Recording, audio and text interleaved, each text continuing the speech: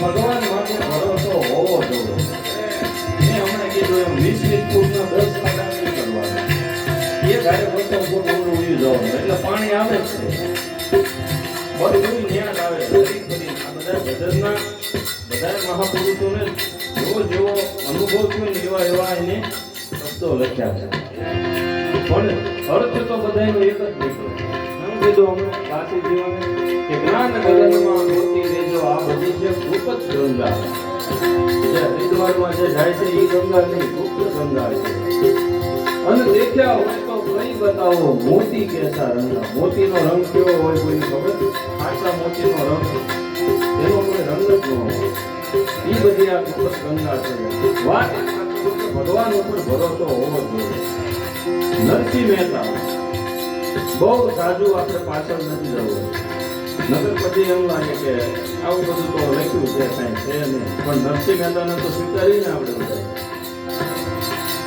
નરસિંહ મહેતાના પત્નીનું અવસાન થઈ ગયું અને કોઈ આવીને કીધું કે ભગત તમારા પત્નીનું અવસાન થયું. તો નરસિંહ મહેતાએ શું કીધું ખબર? કે ભરવું થયું ભાંગી જંજાળ અને હવે સુખે ભજતું હરિભોગ. આ કહેવાની હિંમત હોય ને તો ભગવાન આપણા 52 કામ કરે. નહીં પેલું એમ ભગત હતા એને ગામે મારવા લીધા ભગતને. હવે લક્ષ્મી ભગવાન બેઠેલા. લક્ષ્મીજીએ કીધું ભગવાન તમારા ભગતને ગામ મારવા લીધું, તમને કઈ થતું નથી? ભગવાન એમ કીધું ક્યાં વળે? આ પુરાણા ગામમાં. ભગવાન ગયા હોવા એની વારે ઘડી થયું છે. ભગવાન તો તરત પાછા આવ્યા. લક્ષ્મીજી કેમ પ્રભુ પાછા આવ્યા તમે? કે હું ત્યાં પહોંચ્યો ત્યાં ભગતે હામાં પાણા લઈ લીધા. ભગવાન કે તો પછી ભલે હા એને જો મારી ઉપર ભરોસો રાખ્યો હોત તો હું હતો હું ત્યાં પહોંચ્યો ત્યાં હામાં હામી પાણી ભરાઈ એટલે ભગવાન શું ન કરે આપણા માટે એવાનો મારો અર્થ કે નાભા ભગતની સાપરી ફાળે બોલો અને માટો ઉપાડ્યો ભારો.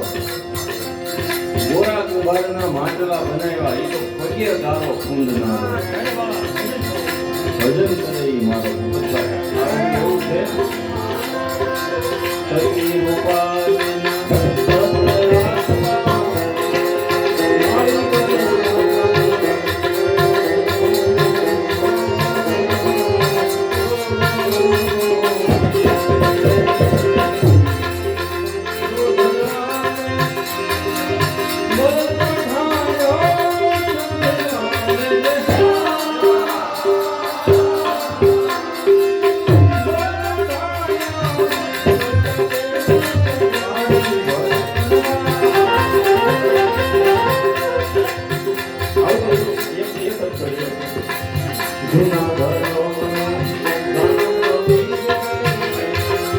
બાપુ દેશી વગાડો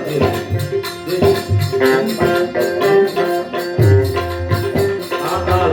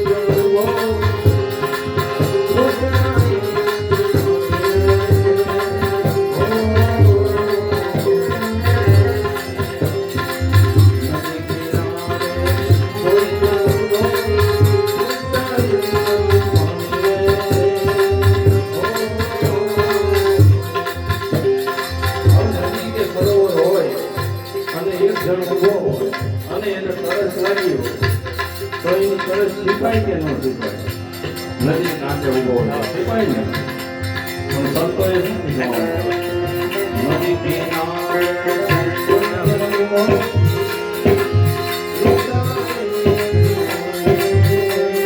છીપાયો. શા માટે નો છીપાયો? સંતોએ